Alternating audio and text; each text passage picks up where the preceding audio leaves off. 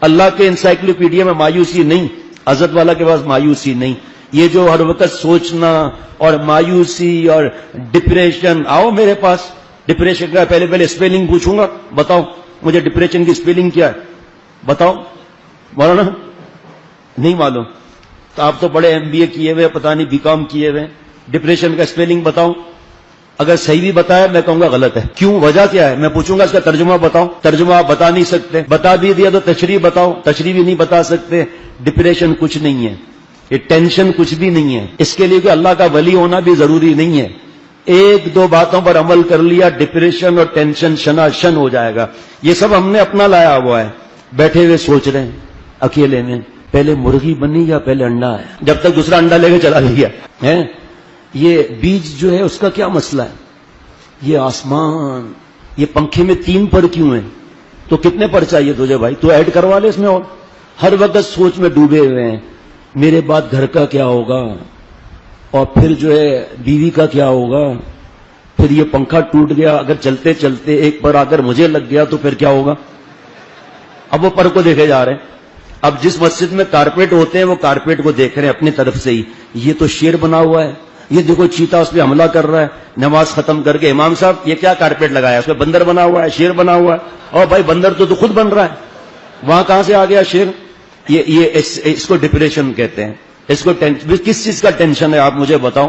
بھنڈی مہنگی ہو گئی ہے، بھنڈی مہنگی ہو گئی، مٹر مہنگے ہو گئے، ٹماٹر مہنگے ہو گئے، کھا تو سب ہے. آئے مہنگائی. کبھی کوئی پرندہ کوئی بھوک سے مرا ہوا دیکھا ہو تو مجھے بتا دینا دنیا میں کہیں پرندہ بھوک سے مرا ہو. ان جانوروں کو اللہ پر کتنا اعتماد ہے. اور ہم بیٹھے ہوئے ہیں کہ صاحب میں نے ڈینٹسٹ کلینک کھولی ہے اور جو آتا ہے میں اسے سب دانت نکال دیتا ہوں. بھائی تجھے تکلیف کیا ہے سب دانت نکالتا ہے؟ بھائی سب دانت نکال کے رکھ دیا کہ اس میں جو تکلیف ہے مجھے بتاؤ میں نکالوں. تو آپ نے نکال دیا سب ہے. تو بھائی یہ صرف اس کا علاج کیا ہے ٹینشن کا، آپ کو ڈپریشن کا بتاؤں؟ بغیر فیس کے بتا رہا ہوں. اور ایسا علاج ہے کہ آپ کو خرچہ بھی نہیں کرنا پڑے گا.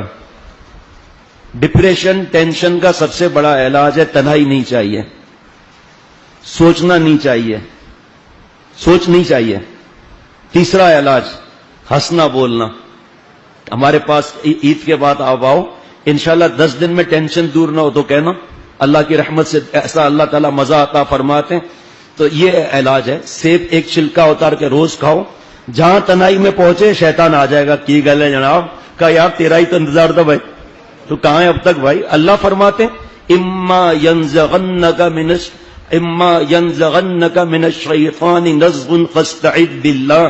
یہ شیطان تو وسوسے ڈالے گا، تو میری پناہ میں آ جاؤ نا. ایک بار پڑھ لو اعوذ باللہ من الشیطان الرجیم. اب ہمارا دوست ہے ہر وقت شادی کے خیالات میں ہوتا ہے اور شادی بھی کر رہا ہے چترال کے پہاڑ پر، کیونکہ چترال کا رہنے والا ہے. اور ہر بار بیوی پہاڑ سے نیچے گر جاتی ہے. بتاؤ تمہیں پنچایت کیا ہے کہ بھئی تو کیوں پہاڑ کی چوٹی پر شادی کر رہا ہے جا کر؟ ابھی کل بتا رہا تھا گھر والے پھر پہاڑ کی چوٹی کے نیچے گھر بنا رہے ہیں، پھر ایک پہاڑ سے پتھر گرے گا پھر گر جائے گا گھر. اور تو یہاں بیٹھا سوچ رہا ہے جا پھر چترال جا کر. ایسی سوچوں میں ظاہری بات ہے تو ٹینشن ڈپریشن تو آئے گا. اللہ تعالیٰ سے رابطہ مضبوط ہونا چاہیے. اگر کچا بھی ہے کوئی بات نہیں، مایوس نہیں ہونا ہے، بس ہنسنا بولنا ہے، نیک دوستوں میں رہنا ہے. سوچنا نہیں ہے کہ 1 اور 1 11 کیوں ہوتے ہیں، 1 اور 1 2 کیوں نہیں ہوتے، اور اسی چکر کے اندر جا رہا ہے. ایک صاحب تھے بیوقوف نمبر 1، وہ لیٹے ہوئے تھے تو اوپر بیر لگے ہوئے تھے. تو کہا کہ یہ کمال ہے، یہ تربوز وغیرہ نیچے ہوتے ہیں اگر یہ اوپر لگتے تو کتنا اچھا ہوتا. تو ایک بیر آ کر دھڑ سے سر پر لگا، آسمان کی طرف دیکھ کر کہا اچھا ہے تربوز اوپر نہیں لگا تھا. بیوقوف آدمی یہ سوچنے والے پھر ایڈوانس میں چلے جاتے ہیں آگے. اماں مجھ سے محبت نہیں کرتی تو کیا انڈے سے محبت کرتی ہے؟ ابا محبت نہیں کرتے، ارے بیوقوف بعض ماں باپ بیچاروں کو محبت کا اظہار نہیں آتا. اور پیارے شیخ فرماتے تھے کہ بیوقوف ایسا کبھی نہیں ہو سکتا کہ ماں باپ محبت نہ کریں. حضرت موسیٰ علیہ السلام یا حضرت عیسیٰ علیہ السلام کے زمانے میں 2 عورتوں کا جھگڑا ہو گیا، ایک کا بچہ مر گیا. اب وہ دونوں عورتیں کہتی یہ میرا بچہ ہے. اللہ کے پیغمبر علیہ الصلوۃ والسلام جو زمانے میں تھے اس کے پاس لائے. اب وہ کہتی ہے میرا ہے، وہ کہتی وہ بھی قسم کھا رہی ہے، وہ بھی قسم کھا رہی ہے. فرمایا یہاں آؤ، بچے کے 2 ٹکڑے کر دو، ایک ٹکڑا اس خاتون کو دے دو، اس ٹکڑا اس خاتون کو دے دو. حضرت فرماتے ہیں کہ اس اور جو ماں تھی چیخ پڑی کہ مجھے بچہ نہیں چاہیے، میرا بچہ نہیں ہے، اس کو دے دو بچہ. میں نے آپ سے غلط بیانی کی تھی. حضرت نے فرمایا، حضرت موسیٰ علیہ السلام یا حضرت عیسیٰ علیہ السلام نے فرمایا بچہ اس کو دے دو.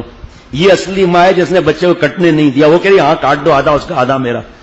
یہ ایسے فیصلے ہوتے تھے انبیاء علیہ الصلوۃ والسلام کے. تو میرے دوست، حضرت فرماتے تھے کہ ماں باپ کی محبت کا پتہ تمہارے کسی خدا نخواستہ بیماری یا تکلیف پہ پتہ چلے گا.